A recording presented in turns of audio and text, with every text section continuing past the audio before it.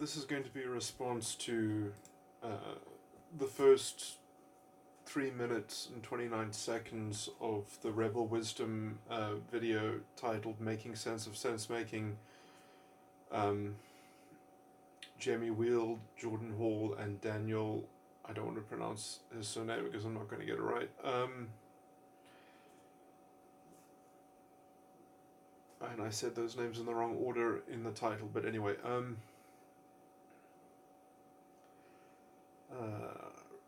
I always find Jamie Wheel's contribution, I'm going to probably eventually listen to this whole video and then probably make more particular points. But yeah, Jamie's perspective, at least I think he's very good at tracking the output or the consequences, or sort of just seeing the disintegration, I guess, or the kind of he's attuned that way that he can sort of he's at least disinclined to continue to make the same mistake, I guess.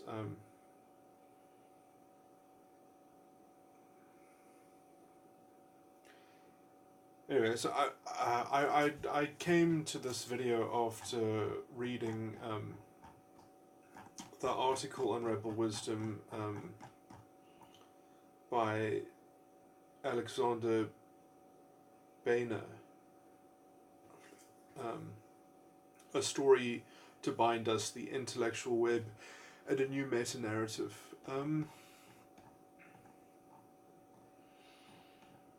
Yeah, I mean, I think he addresses the point that I'm going to make, although I'm still going to make it because it's worth sort of seeing as a central source of problem, which I think he does try to give some articulation to, so good on him for that, which is effectively that human beings, I don't want to give him too much, I think he articulated something that could support what I'm about to say, but perhaps he's not careful enough in distinguishing himself from doing this kind of thing. But there is a real problem with inducting yourself into any narrative. In some sense, narrative has no place within spiritual matters, which I'm going to say is how to contend with the psyche at its core, how to contend with regulating one's soul or conceptualizing one's soul, or all those sorts of issues. And I know I'm talking in slightly religious language, but and I'm going to get to substantiating that in a bit. There's a huge problem with wanting to induct oneself into a narrative. And there is really no place for it in the understanding. It's really antithetical to understanding, and it really, I think, it also is mirrored in him talking around shamanic liminal spaces, and just going on and on and on about that, which is really just trying to find a kind of a vicarious vehicle for being subsumed up into some kind of, you're part of the answer, you're part of the solution, or something like that. All of that is very poisonous. But I do think he does make some kind of remarks that are at least beginning to be more directly sensitive to that kind of false teaching and sort of and false prophecy, perhaps. The biggest problem that all of this, kind of constructing your own salvation or something like that, you can work towards your salvation, and you should be searching for all you can, and you should have your ears open, so hopefully I'll be convincing. Let me diagnose the stumbling blocks that I am seeing in some sense. There are problems to trying to straighten out the mind, because even at its highest functioning framing, even if you try to frame it, you can contact every object within the mind. You can, in some sense, you can understand the mind without understanding the soul or the spirit. and then you're a bit fucked, really. And then if that was what you were trying to do anyway, the best you can really do is kind of try to synthesize or cobble together a kind of pantheism to kind of get your understanding of the mind to kind of be contiguous with all of reality. Now, what you have to understand in a meta way is that that is all bullshit anyway, and it's not a meta narrative. Although, I mean, in some sense, I can't be too hostile to calling things meta narratives. But the problem is that I think is a bit vague. I mean, in some sense, that's maybe how it looks on the outside while you're still trying to develop it. But it really is just a fucking understanding. You're just trying to generate an understanding, right? That's what it is. To call it a meta-narrative is to mystify it in some sense. And yes, it is a mystery to the uninitiated. Okay, so that's all I have to say about that. To demystify it, to collapse the mystery into an understanding, which is really what the real work is, that requires some fundamental mechanics, which are what probably this whole project of making sense of sense-making is falling into. It cannot be done in, let's say, a purely secular term, or purely... There is a level of philosophy that you could do, and it's a philosophy that is, sort of channeling on, well, what is choice in itself, or something like that. What is the spirit of liberty, freedom, truth, if these things are kind of intuited to be in concert with one another. You can only really define these things by integrating and understanding where the rubber meets the road, which is all the hardest problems, basically. And you need two things for this. You need to understand a kind of a metaphysical synthesis, which has to already kind of be complete in some model. And then you also have to have that as a distinct, pure philosophical understanding that is almost completely disembodied and abstract. That has to... The only way that you can even have that and put a smiley face on that you actually have done something instead of just done something hypothetical and imaginative and just kind of self-deluded and stupid, is that it actually conforms to the structures of consciousness. It actually conforms to, you could call it an ontological narrative, an ontological explanation as to how consciousness operates, how it does. So it's a narrative of how, which again I would just rather just call a fucking understanding, because that's what it is. So that would be the, inverted commas, meta-narrative, a model of consciousness. Now, within that model of consciousness, quite distinctly from it, is how that actually relates to, let's call them fleshly issues. Issues that arise in the world. So there's an a priori source of understanding and knowledge, and then there's a synthesis that happens afterwards. Now, sadly, we can only, we're stuck in that mixed up context, right?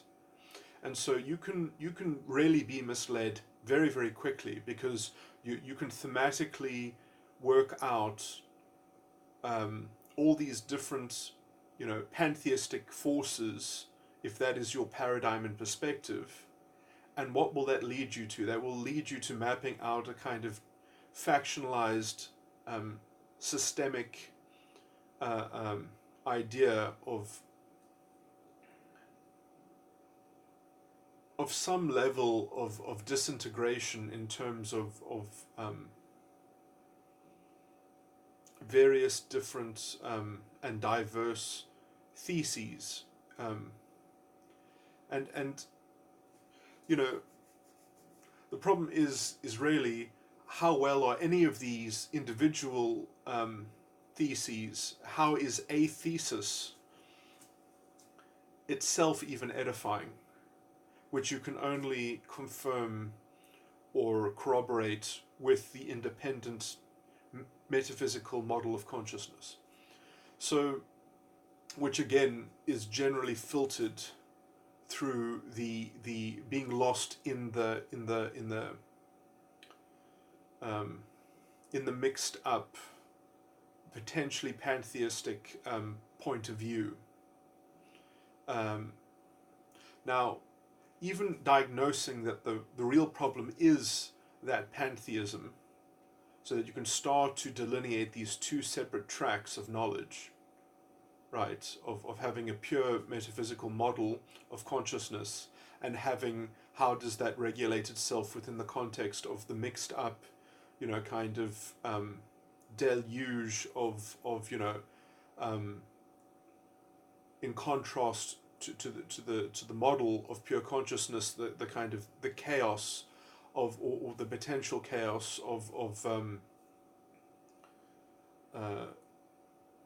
how these things might correspond with one another and the different intricate patterns of dissonance and reinforcement that occur, which then also has the issue of mind built into it. Now, the real problem with mind is that mind can always be accounted into being a kind of a symmetrical thing that can be tabulated, and it'll never.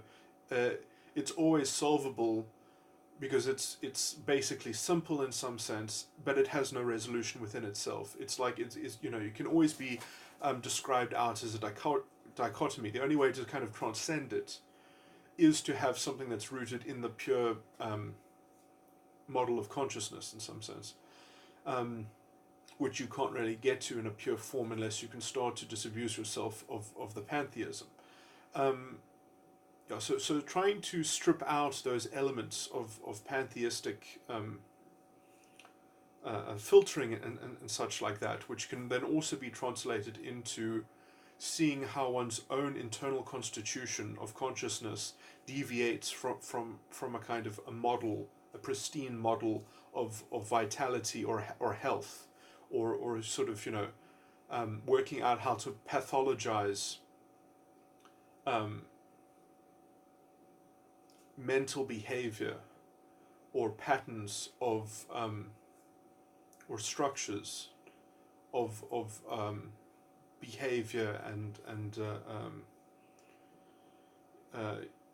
how deliberate discerning gets kind of confounded by automatic patterns and I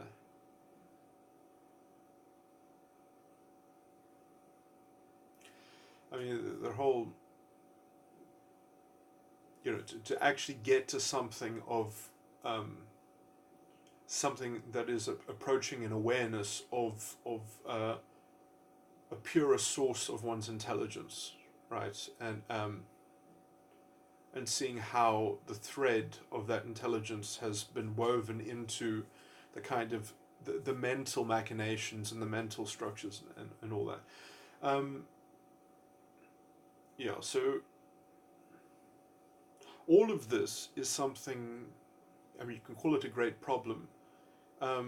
It's not going to be solved by collectively outsourcing. It is not going to be, I mean, in some sense, if someone, you really have to have the right project. You really have to have the right aim. You really have to have the right sort of impetus. Even if everyone in the same room is on the same page, if the title of the book, of the page that it is within, is a stupid title, the whole thing is hopeless anyway.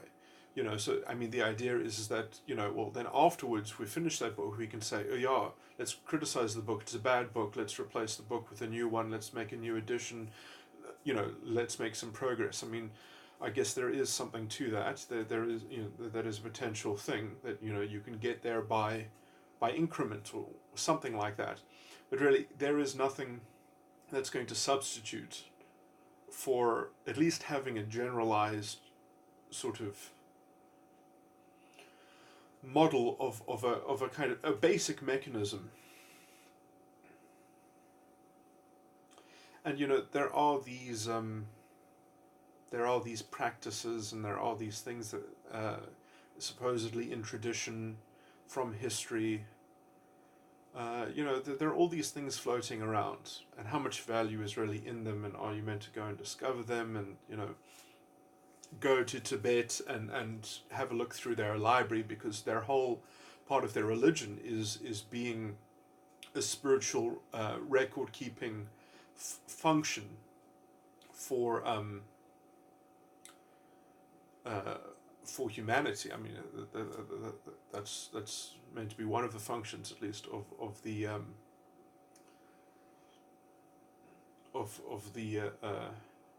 necessity of the almost of the autocracy in the Dalai Lama. But anyway, let me not change the subject too much. But so these aren't old. These aren't new, and these aren't just old concerns. These concerns have never been resolved, and they have been contended with. If you look at the alchemical thread in history and such, I mean, they're trying to solve these problems. These problems have not gone away.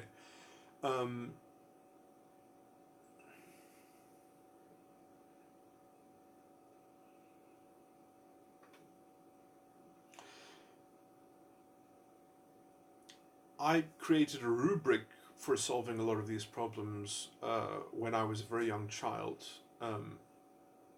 because I was a prodigy, and I got someone who was a university student to read to me some very important work that was left in a bit of an unfinished state, but in the topic that it dealt with, which was a very vitally spiritual topic, although perhaps it was not regarded as such. But I can't believe that someone did not do that work and realize the relevancy of it, the kind of the profound door that it opens. And I wish I could remember the name of the book, but so it was either written in the 1950s, 60s, or 70s, which is not saying a lot. It was not such a thick book, sort of A3, what am I talking about?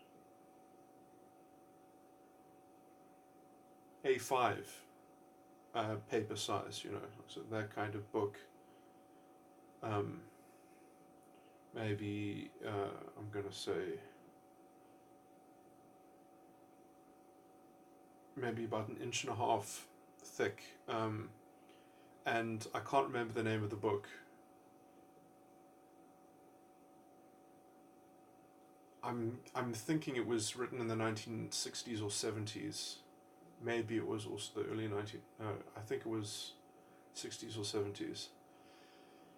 And the section of academia that it's from is language theory, and the particular subject that I wanted to focus on was verb valency. It was that was one of the central themes in this book, which was sort of and it was a very particular kind of grammar theory that could contend with verb valency, because there were other people that were kind of talking about this topic, but with frameworks that were just utterly stupid and unworkable, and they were basically garbage. And this was the only person from this school of grammar theory that actually did a book dealing with the subject of verb valency, and it was basically the rudiments of a phenomenology. And in that book, I was able to discern that he worked out all the ingredients, which were very helpful for me, because he did actually work out all the ingredients, but he obviously did not know how to combine those ingredients with each other. And so I correlated those ingredients with each other, and I remember he had a list of 10 things, which were basically all the building blocks of prepositional grammar, in some sense, that when you have, so it was basically just looking at how valency of verbs works in phrases, and then there were basically these 10 elements of tense, of time, but then I think there were 5 or 10 elements, um, there was a list of 5 things which were basic things, and then there were a list of 10 things which were like double-barreled. And then from those 10 things, I worked out that actually there was, what had to be done was you had to actually combine those lists of 10 things with each other. But most of them don't work. Most of them cannot actually coexist.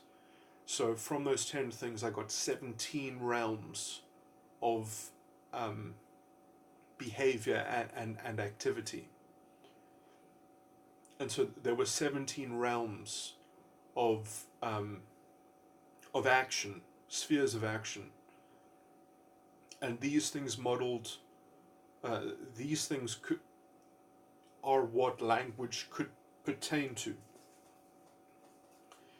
And so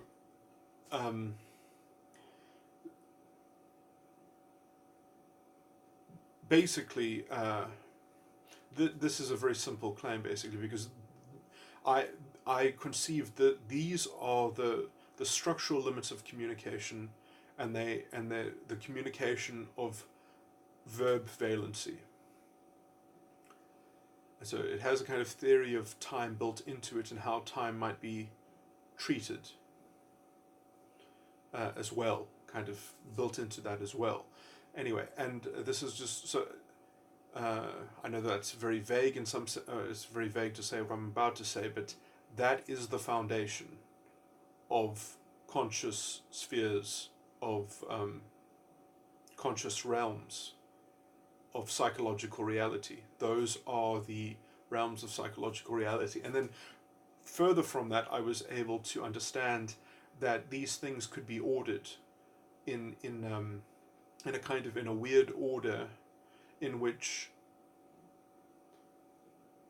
some were particular kinds. They fell within each other, like the Russian dolls, where you open it up and there's another one inside, and you open it up and there's another one inside. They can fold into one another. They can exist within. They can that for some of them to happen, they happen within a broader context of one of the other ones. And so there is a strange symmetry, which is quite mysterious as well, in which some are more fundamental than others, some are more basic, and the ones that are more sophisticated and less basic are more particular, and almost in terms of what they leave out from their own accounting is just as important as what they kind of positively include. And so there is really this complexity, which on the metaphysical side, is incalculable. It's sort of, you have to realize that what consciousness is effectively, is like information. That's what our consciousness is. It's, in material terms, we are the pattern of electrons that are flowing in various circuits that are primed by a particular kind of physical constitution of atoms that are being corralled and surrounded by electrons moving about and exerting their weak force of the weak nuclear force, the weak electronegative force, and it's that weak electronegative force and its pattern, its immaterial pattern, that is creating a form of information which, that is the spark of life, basically, and it is that procession of information which conforms to. This is why we're capable of mathematics, right? And not to be crazy, but going on weird drug trips and wanting to delude oneself in interesting, kind of, yes, you can access certain of these recesses and certain things might be revealed to you and such. But it's alien to the understanding. I mean, the idea that you're going to have your emotions imprinted on you, you know, so that you can sort of delve into some recess of some access, specifically some particular pocket of psychological reality, of you know, some sphere of the psyche, and that, you know, you're going to use that as the kind of as the light bringer that's going to sort of coalesce all of your energy around itself, you know, is so okay. Let me just stop talking all this crap for a second, because it's probably also very hard to follow. But you know, this is the real problem. The real problem is that each individual person, right, does not attain to this understanding in some sense, does not attain to the particular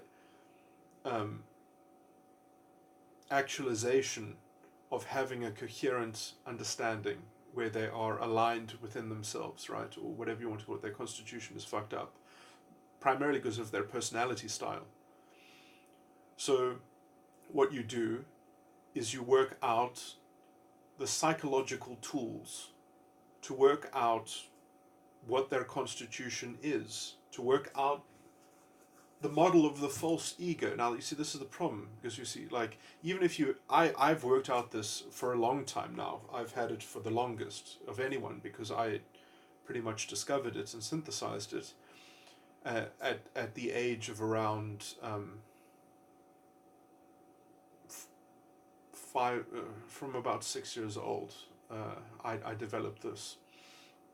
And then when I was 7 years old, I started working out, I started mapping out the inverse, not because I already worked out what the model of let's say sanity was. I was then working on the problem of insanity, the problem of the pathological adult constitution of the false ego. But it's not just, you know, people are developing these things throughout their life, even quite young. Anyway,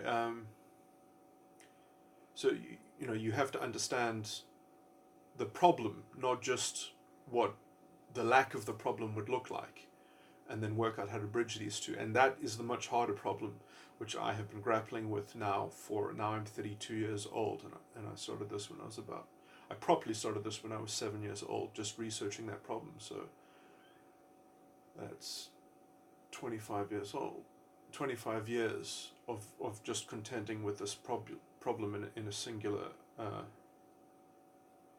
focus. And yeah, so I mean, the problem is much more fucked up, and that you have to laser focus yourself on that problem. But you know, these people, sadly, they don't have the tools. They're so far removed from actually systematically working out how to solve this problem, and instead it's, oh well, collective outsourcing to the collective intelligence, finding a meta-narrative. You know, this is not the way. This is a way to try and, you know, if you want to understand the failing of this way of thinking, it's literally like trying. Go watch Full Metal Alchemist, the anime, both versions, starting with the first one first and then watch the second one second. And the movies. And you'll kind of get, in the meta thesis of that, you'll start getting a kind of critique of how sort of vain and hopeless sort of trying to create the right level of propitiation of the narrative, of the kind of the cosmic narrative that's going to reveal something to you out of sympathy. You know, it's anyway, you know, the answer is within the individual in some sense. And yes, you might want to try and find some help in assisting you in terms of diagnosing that and working out how to grapple with that. And if you are willing to do all of those things, and you're also capable and willing of sacrificing your own life, and I mean that in the spiritual sense, you know, those who want to love themselves, you know, they will say they will lose their lives, and those who are willing to sacrifice themselves will have their lives saved. That's what that spiritual language means. You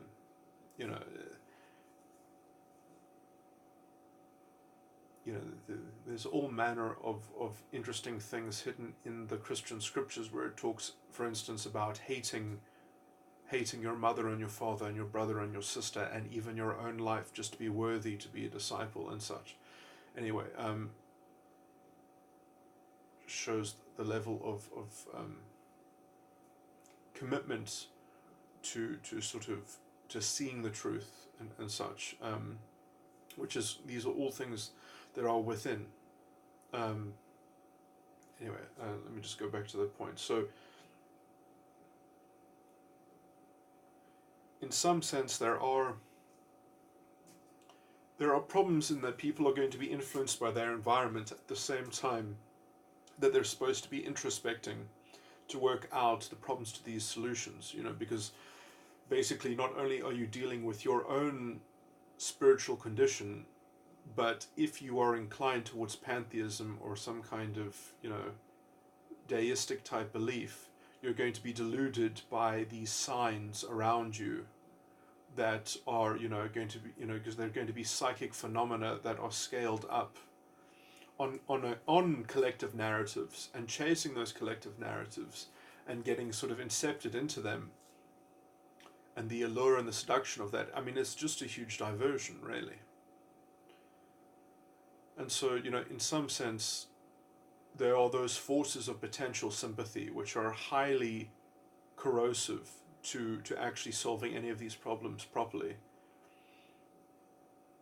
which is just tremendous seduction to actually, well, can two people talk opposite one another and probe these things, and, you know, work out what's going on, and work out the levels of self-delusion and such, you know, and help each other in that sense.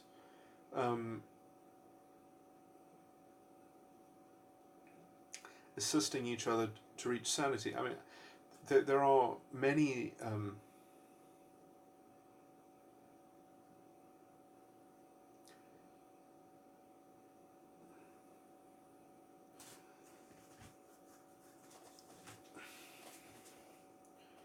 just trying to think how to expand this topic. But yeah, I would say it's that level of as soon as you're talking about a narrative, or you've got something, a model that you're trying to build, that is not useful in that psychological probing, it's effectively a means to create a pact.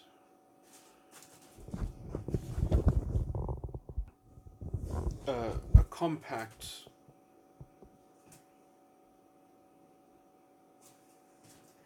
of sort of entrenching a level of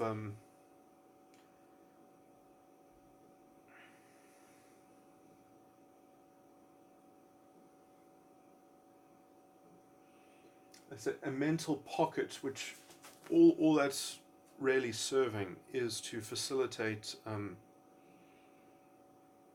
protecting the structures which already exist. And that really can only be overcome by having enough people that are on the same page in the right book, that are, you know, sort of committed to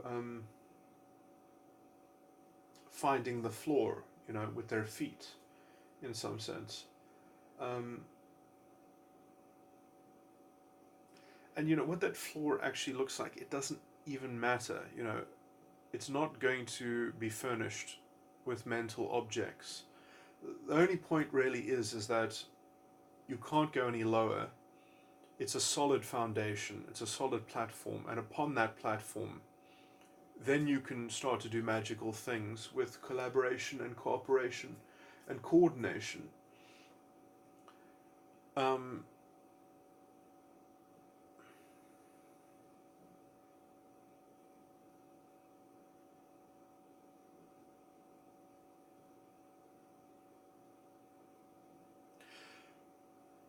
but very importantly, it's not going to work unless you actually have the tools of diagnosis in terms of being confronted with, let's say, a purport, um, a style of engagement which does not conserve its own kind of spiritual efficacy, that does not have an economy of purpose, that is outsourcing its accountability and its deliberation, that is kind of being camouflaged by some kind of cosmic conditioning or sort of universal narrative.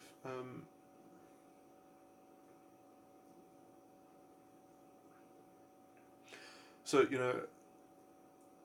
a focus on a kind of ideologically infused psychology is needed to actually have a culture that is capable of being intellectually honest and authentic. Um,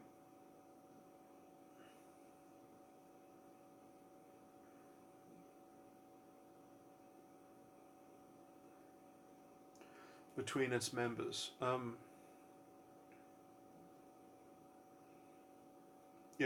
there are certain tools which have to be developed to facilitate that, but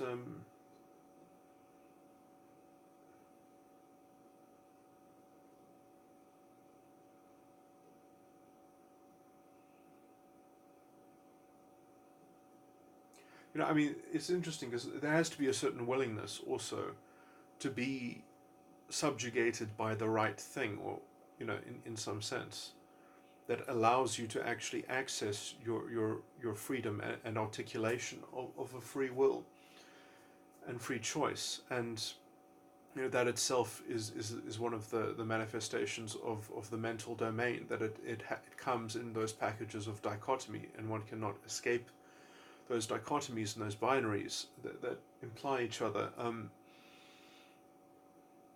And a kind of agnostic skepticism might say, my eyes are open in some very vague sense, nebulous sense, but they're only open in the context that your framework stays vague and nebulous, and you're just going to attach yourself to what seems to be the greatest probability, the greatest weight.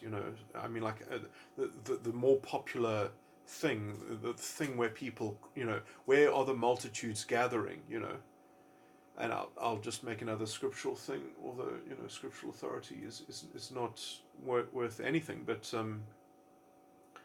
the principle is worth more than gold. Is that Jesus, for instance,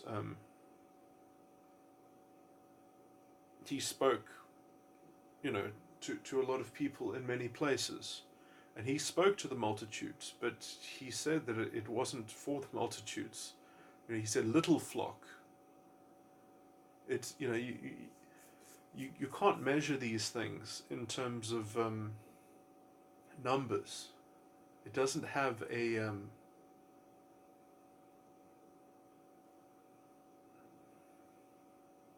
you really have to disabuse yourself of all these, sort of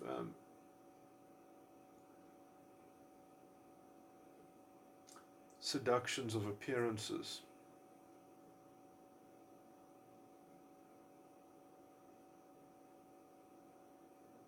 Right, I don't think I'm going to say anything more intelligent than that.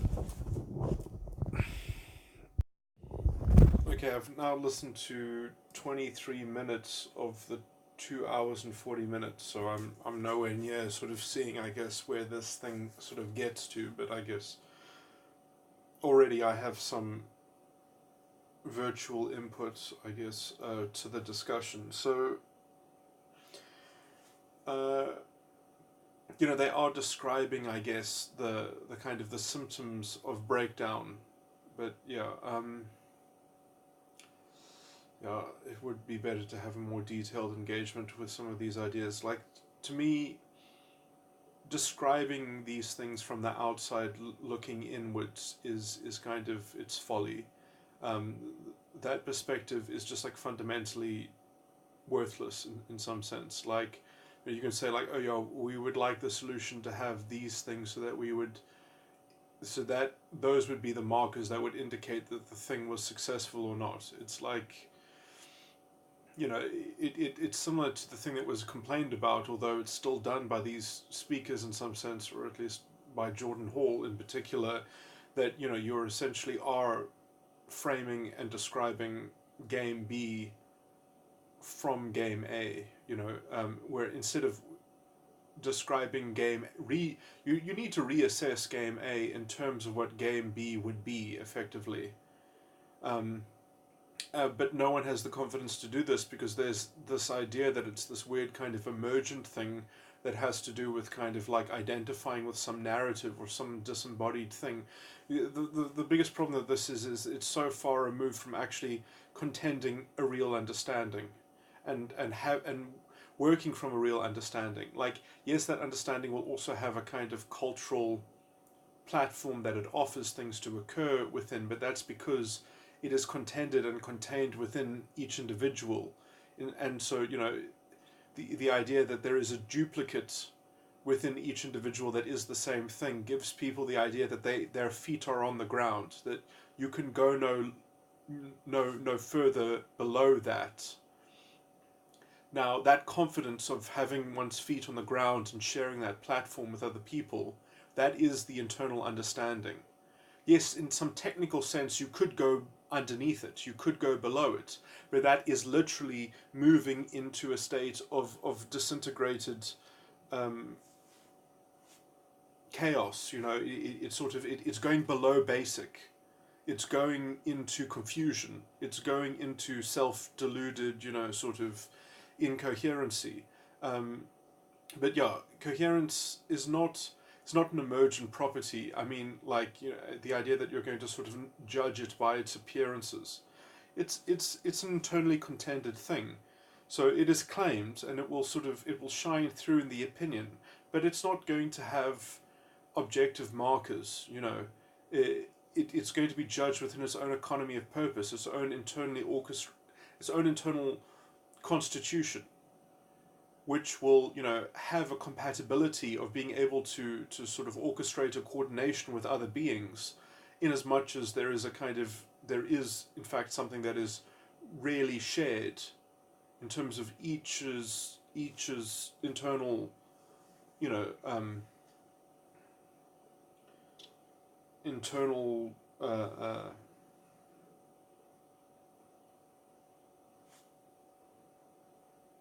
I don't know, however you want to describe it, scales of conceptualization. It doesn't. It matters more about, like, the internal understanding is something that it's in the state of pure intellect. So it doesn't really matter if there's a consistent jargon or not. So much as if it is being articulated and there is a potential of communication to some degree, you're going to be able to attenuate into how the other people, so I mean, people can come from different specialities, so much as they have somewhat of an intelligence or an intellect that is capable of behaving in such a way that it is intellectually authentic, and that it knows its own composition in terms of how it's achieving this internal coherence. It's able to sort of commensurate with somebody else that is in the same process, because there's a level of susceptibility and vulnerability in terms of it being able to supplicate itself in making itself compatible to some joint project or collective purport.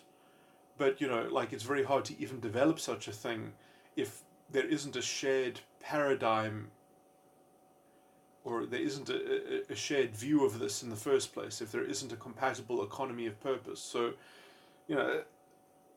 describing these things as sort of as the externalized, kind of process is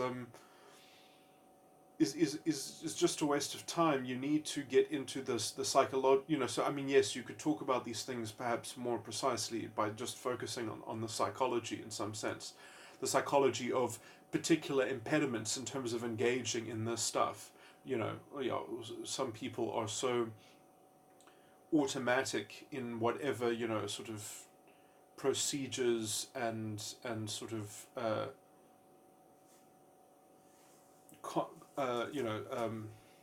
whatever residue in their mental processes have sort of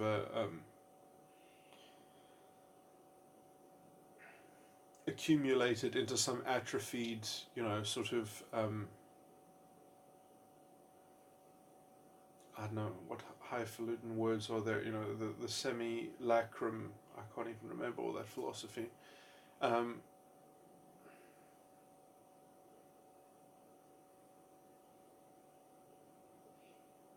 mean, the lack of confidence to actually erect a real question, for one thing, I mean, is just sort of, it's asking essentially for this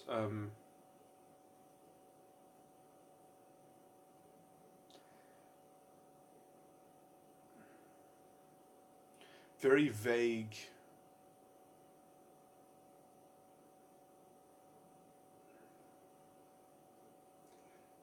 project of insulating itself against its own, or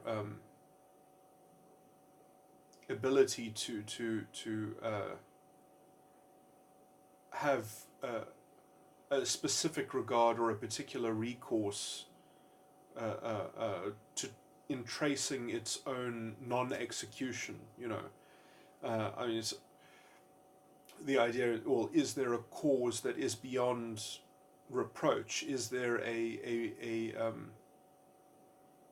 facility that we can rationally endorse without feeling that we're going to be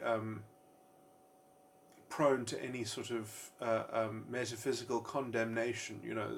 These are the kinds of fears and anxieties which are being intellectually dressed up as a kind of as a quest for essentially. I mean, a lot of the stuff can be described, in a very scathing way, that let's try to find a cultural way of speaking about things that sound coherent, so that we can dress up a groupthink or a cultural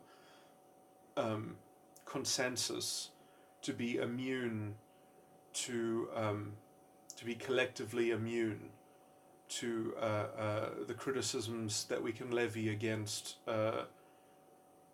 historical misfortunes and other ways of conducting things, and I mean, the real thing that is the answer to these questions really is that it has to actually exist within an individual. And the idea that you're going to kind of outsource this problem to the collective, again, it's just pure folly. You need an individual that understands it. You can't sort of melt into something that is regarded greater than the sum of its parts. I mean, in some, that's like in some practical effects, perhaps there are ways of doing that, and that maybe looks magnificent, and it's, reminiscent of great music and such. But the intellect is somewhat basically simple. It is this, it is the spirit of self-determination. You don't sort of do some weird magic trick where that gets enveloped into some. I just find myself repeating myself. It's probably not useful.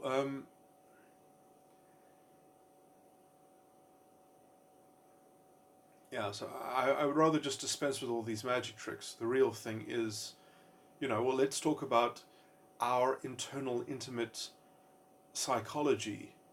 What's going on there.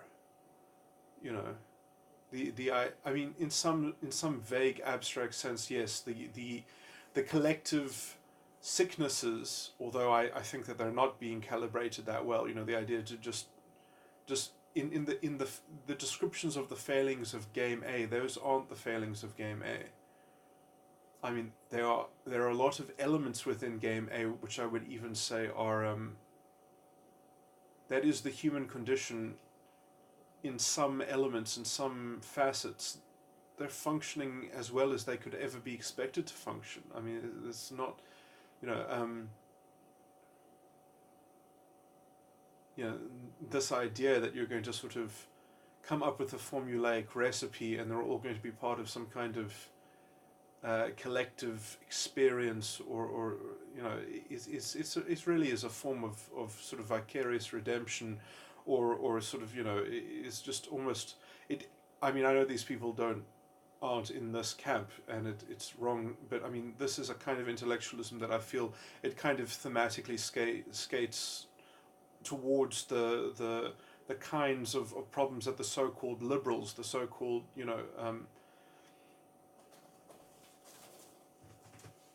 of this weird sort of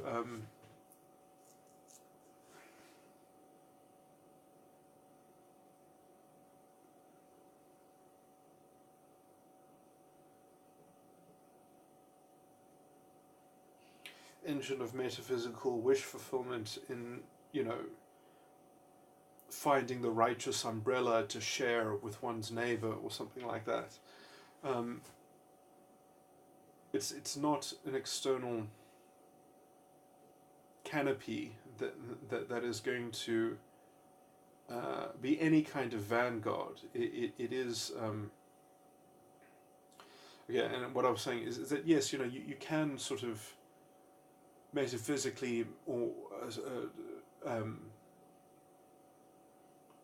create the metaphor that the external crises mirror the internal crisis, but it is fundamentally problematic to see the external one as former. The internal one is prior, and in some sense, obviously when you scale up psychic things on a social scale, on a collective scale,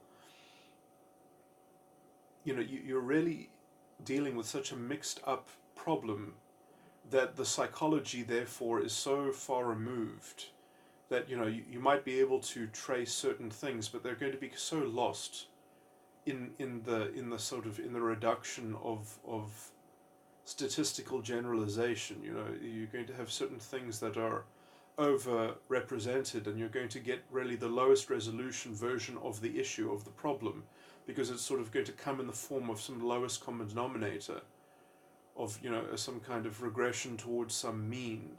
But it's not, that mean is not going to be significant in any way, shape or form, and is not going to correlate in any direct sense to the meaning of the real issue, the depth of the real thing that has to be scaled, which has to be scaled on the individual scale. And this is, again, is just completely confused by bringing in these exterior challenges. It really obscures everything. I guess I could be slandered and criticized for just being ultra, sort of hyper focused or something like that. But to try and sort of create a remedy by any other means, by any other, is just fucking obtuse. It's just senseless. It really is the definition of senselessness. So you're going to try to scale meaning on the level at which language is a kind of objectification and a social commodity that possesses individuals. That is going to, I mean, that's the ulterior philosophical framing, essentially. And you can dress it up in as much wishy-washy poetry and flow and metaphor to physics as you so wish. You're just abstracting yourself away from the psychological dimension of the fundamental thing that has to be tackled.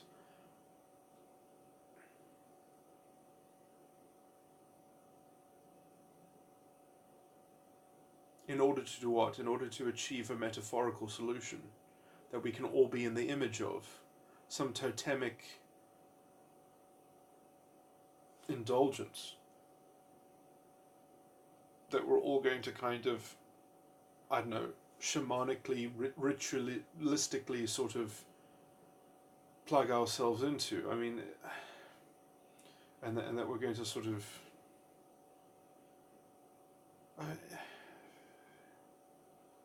I don't want to be too scathing, I'm trying to focus on the intellectual issue, on the subject matter at its core. So, excuse me for my blunt, sort of abuse of the potential egos involved. I have no ill will, as opposed to just the general lament of watching people veer off into the wilderness.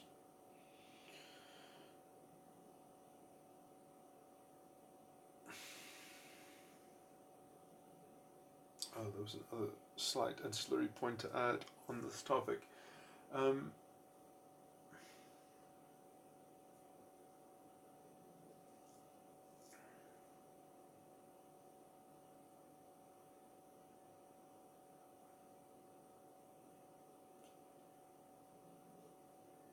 I guess one of the problems as well, I'm just reading, there was another point that I wanted to make, but anyway,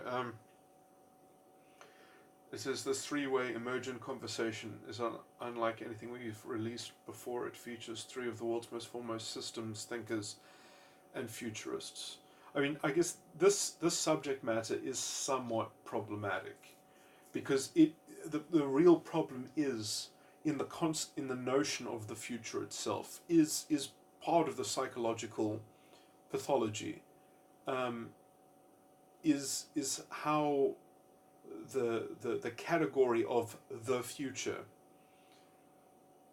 how that relates to thought, is itself a pernicious nexus and source of self-delusion, and something that perpetuates what I call the false ego.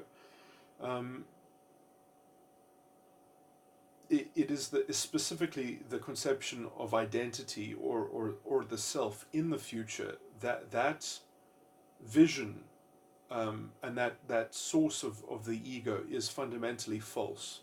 It is fundamentally imaginary, and then it produces a form of knowledge that can only be described as vanity, and essentially you're enslaved to that idea of your future self, which means that you have no access to the present. You've cut yourself off. You've made yourself a functionary.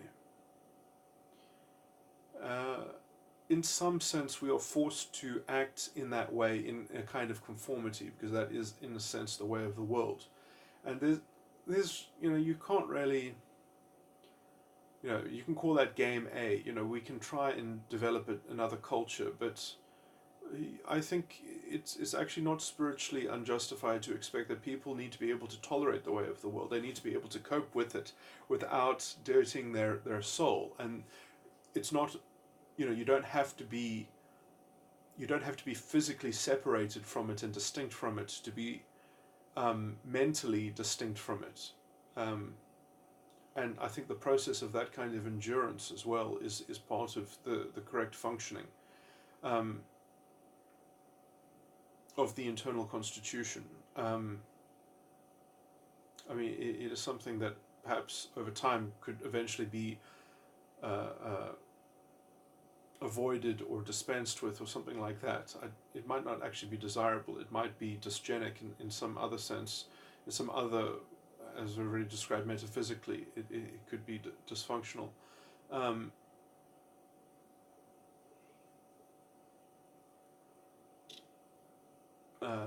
to stop contending in that way. But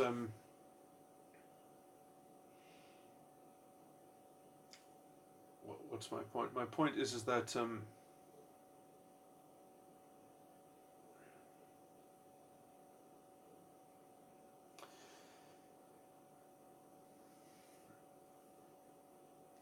I mean, a good metaphor for it is that it's like a mask.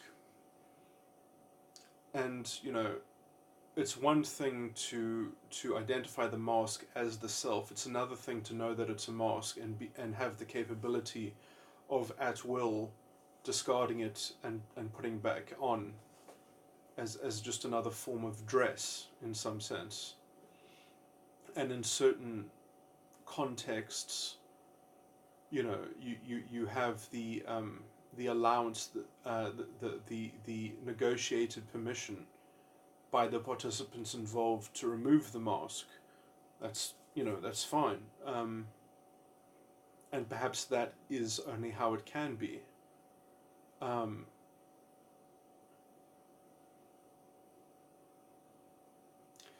The idea that you're going to sort of be able to systematically be able to kind of create a space in which the mask is automatically dissolved in some sense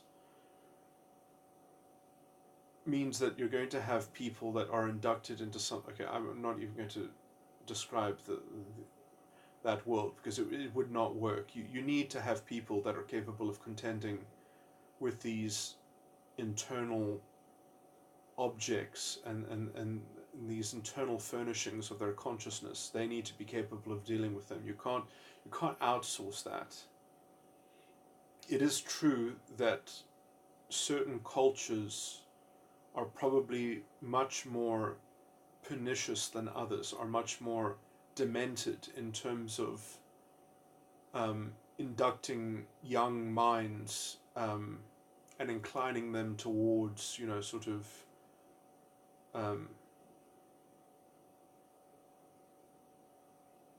sort of getting into socially,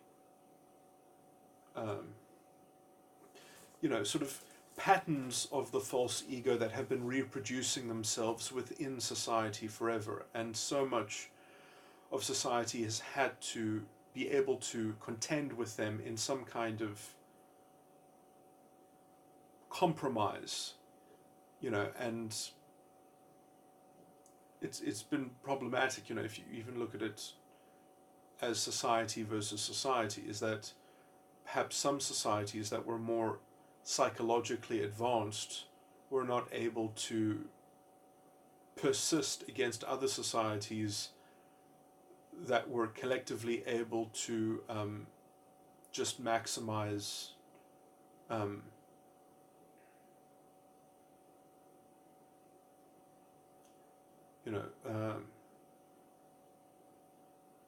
some kind of Darwinian feature that made them more successful.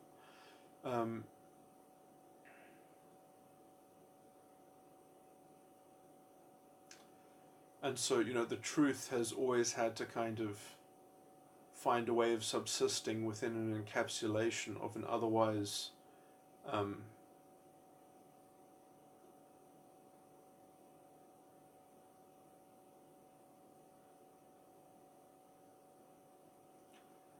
system that's predicated on power, but I would say that without at least some synthesis between the two, so we're dealing with a form of true life which has existed within systems, has been trying to find structures. What I'm trying to talk about is a bit of somewhat a mixed knowledge perspective in terms of that there is there is an interplay between the problem and the solution in some sense. And that synthesis itself, that grey area,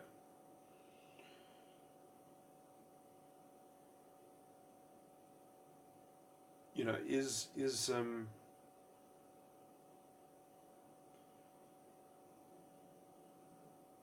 it has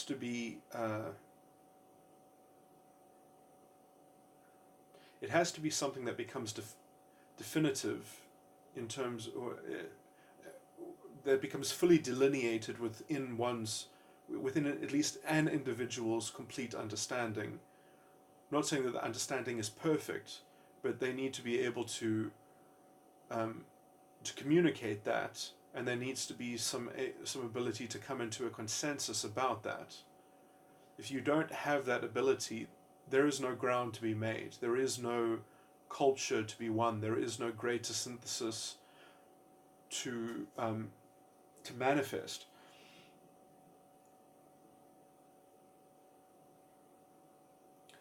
And sort of avoiding getting into those issues specifically and making specific ground on them,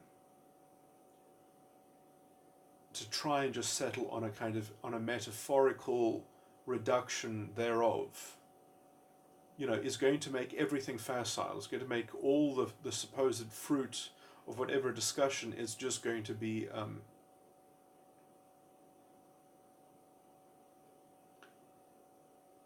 it's going to be fundamentally lame.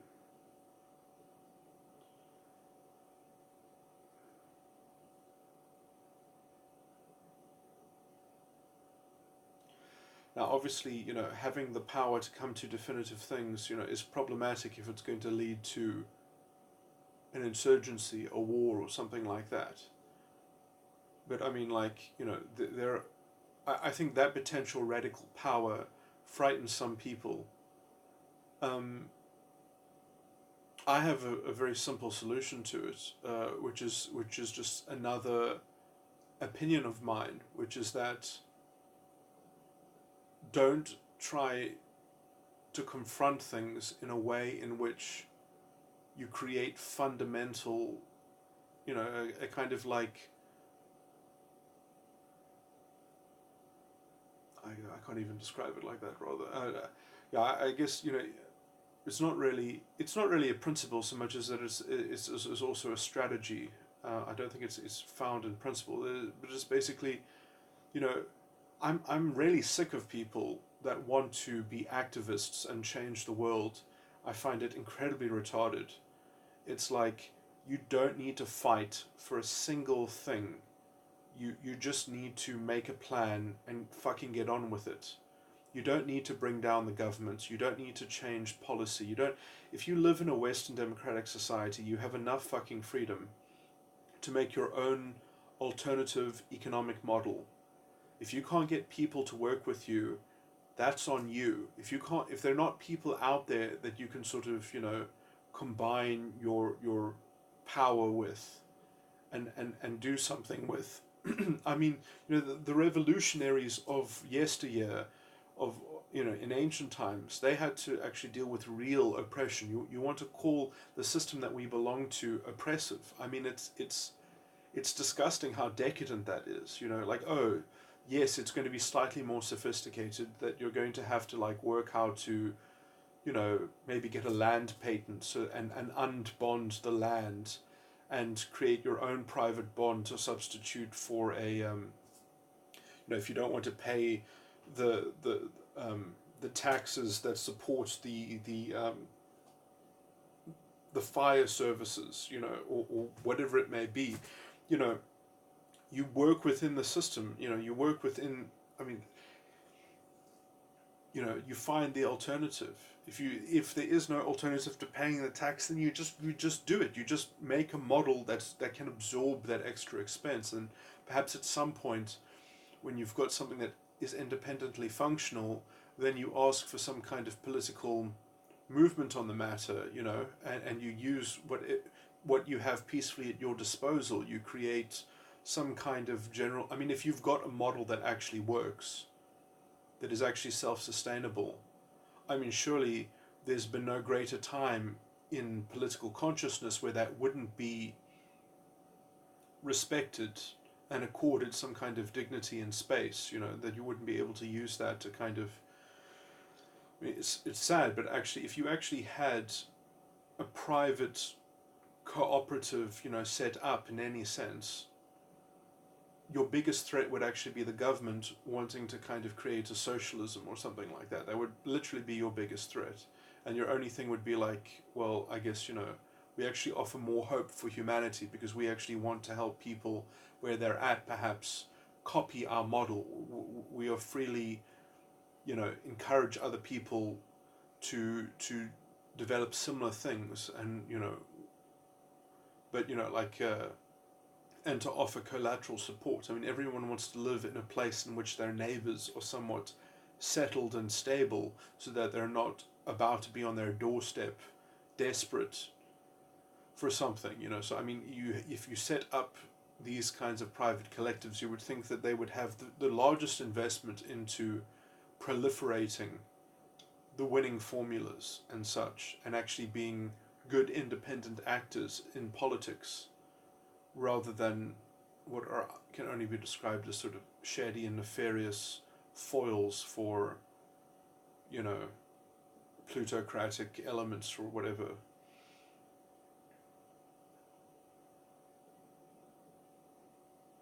But no, people don't want that. They want to sort of just continue the same bullshit. But anyway, I mean, imagine having to take over a country because you know the solution, that then you would have to indoctrinate the people who didn't believe what you believed. I mean, imagine how awful that would be, that you would have to enforce the right way of doing things when there is no such thing. I mean, the right way of doing things is what people have agreed to do, and maybe if it's capable of actually delivering on its expectations or its internal sense of why it was that you were doing these things. The biggest problem with even that model is that people don't want what they say they want. There's a mismatch in people's internal calibration. I mean, the biggest reason why we don't actually have any movement is because people's judgment themselves, their internal level of judgment, is fundamentally the state that it's in. I mean, like, you actually, the kind of world that we live in, you really can't have hoped for a much better kind of circumstance. It is actually crazy the level of functionality that we have when you look at, let's say the average or ordinary member of a society, and how little regard is, sort of given to actually having, I mean, you could say that perhaps culture has shifted because of the kind of the infantilizing sort of influence of a paternalistic state and a weird kind of statecraft that has really robbed the individual of their sense of self-worth and self-propulsion and self-determination, has been eroded effectively by, you could say, ever since the state became the person who, if you die and you don't have enough money to afford a burial, the state buries you.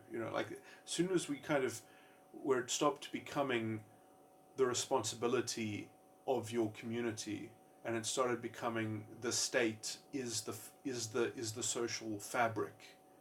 So as soon as we started doing that, we started becoming very, very delusional creatures on a social level. That basis really gave the social manipulators, the people with personalities, styles of personality that love sort of using the laws and regulations of the moral structure of society, that really gave them a whole foundation of orchestrating sympathy, dilemmas, and sort of strange devices to justify their field marshalling and their kind of and that weird kind of group politics, you know. Anyway, this is a bit of a tangent now, but you know, you can't fix these people unless they want to actually have an interpersonal, you know, kind of exchange, and you know, you can't really necessarily do something for these people because they are, you know, these people have also chosen to develop these characters in certain ways, and they can choose not to want to sacrifice their patterns of behavior. You know, there are some people that don't want to be good. They don't want, you know, I mean, good in the sense of, you know, they would rather just stick to their secure formula.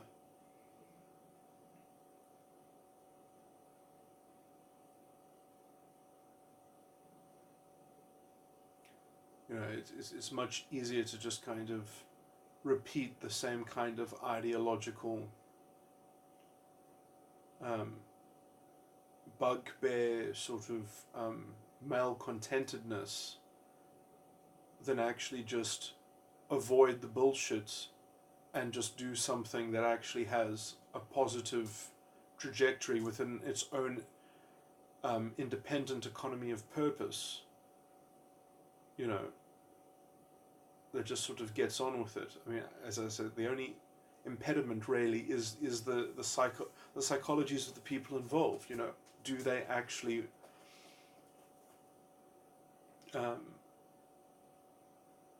how I can't think of the right word, but how available are they to actually just sort of employ themselves in something that they say that they want, and actually, you know, and how do they actually feel in that, in terms of accomplishing it or executing it? Can they actually deal with executing their will? You know, this is a big thing, and it's weirdly, it really all centers around your relationship with conceptualizing the future, and it can also then, I mean, that's a big general vague thing, but it also has to do with also your relationship to the past. But in some general sense, the present becomes conflated with the past in relationship to the future, and it's that kind of very strange paradigm that creates this huge capacity for various different ways of self-deception. I mean, there are all these different camps and legions and domains of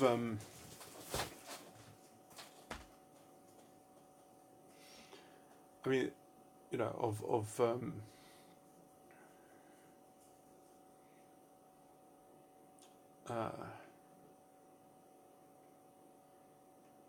I don't really have particular words for them, but I mean,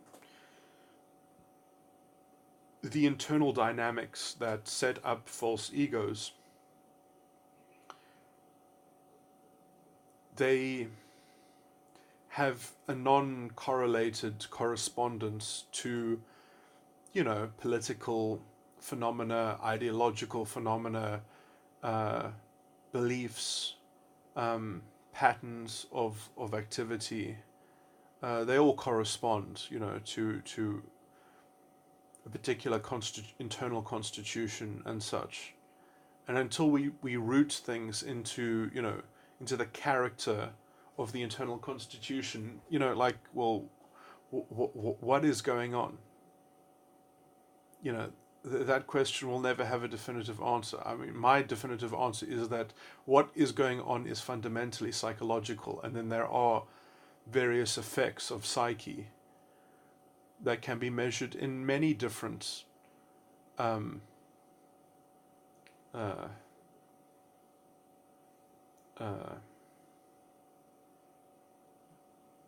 can't think of a general enough word, avenues and contexts, and, you know,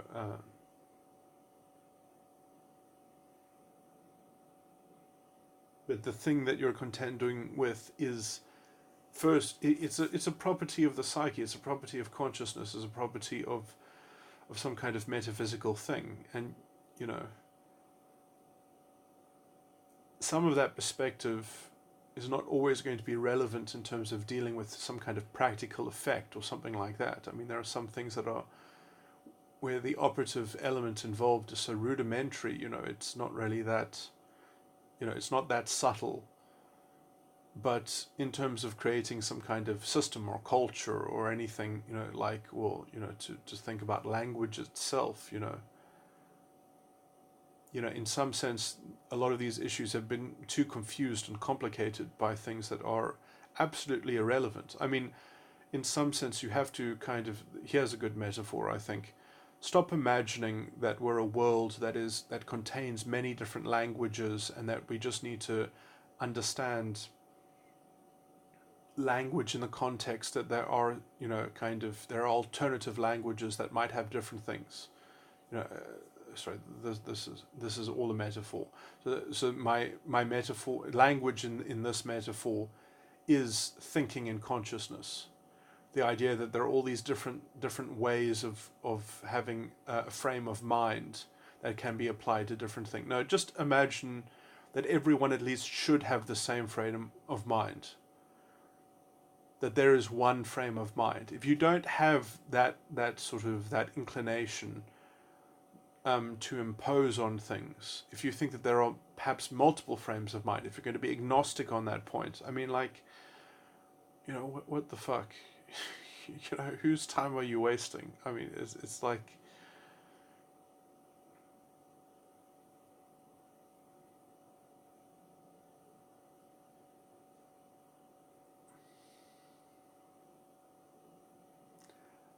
It's not a dimension of complexity that is worth entertaining in trying to fathom anything.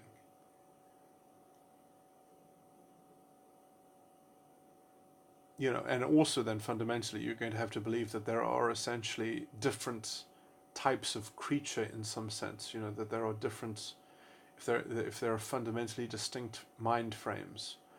And so, I mean, in some practical sense, that people do think differently. And so, how do I define that within my schema? I mean, the answer is obvious. I describe it as their forms of pathology. And in my schema, there at least is a possibility of consensus.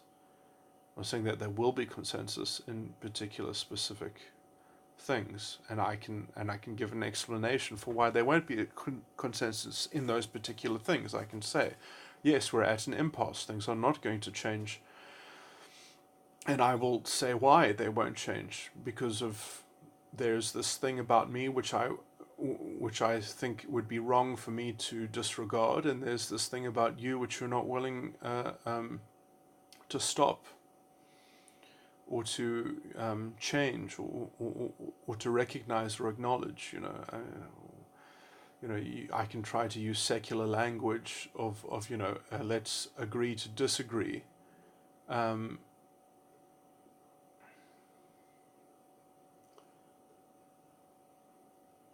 But being able to contend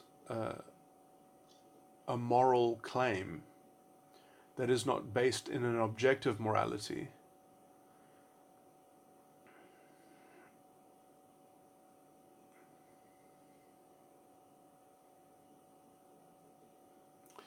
I don't think we should be scared to do this. And if you follow what I just said, you see that it doesn't require a narrative. Therefore, you don't need to have an orthodoxy in that sense. And then also, I would just point out that there's a very good chapter in a book about nihilism that is worth reading, which I think is actually the proper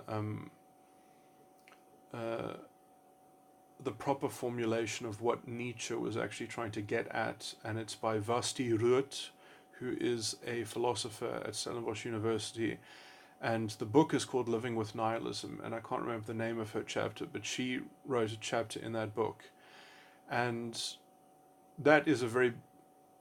that contends with certain metaphysical issues, which I think is a very good foundation for basically the beginning of having a real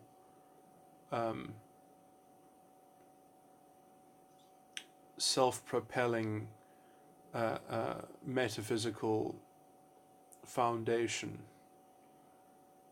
that's based within its own construction, which is capable of, or at least supporting my understanding of what I consider Christianity.